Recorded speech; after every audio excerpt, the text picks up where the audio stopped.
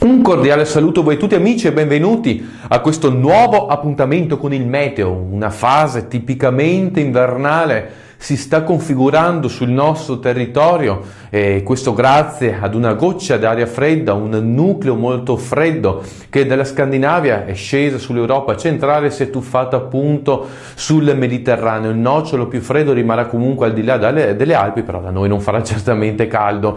Diciamo che questo nucleo gelido si collegherà con un'altra bassa pressione proveniente dall'Atlantico e verrà appunto a isolarsi una goccia fredda appunto sul Mediterraneo, una goccia fredda che condizionerà il tempo qui da noi. Per capire appunto questo isolarsi di tale goccia fredda, con questa mappa qui a fianco, volevo farvi vedere appunto la distribuzione delle alte e delle basse pressioni a circa 5.500 metri. Potete notare appunto in corrispondenza del Mediterraneo con i colori sull'azzurro e blu questa goccia fredda, circondata invece dai colori più caldi che indicano alta pressione, e appunto questa goccia fredda condizionerà il tempo da noi nelle primissime ore di venerdì. Ancora qualche residua precipitazione prevalentemente nevosa, poi seguiranno delle schiarite, clima freddo, tempo diciamo discreto nella prima parte di sabato con nuove nubi in arrivo e un possibile peggioramento del tempo nella serata, al più tardi nella nottata di sabato, a cavallo tra sabato e domenica.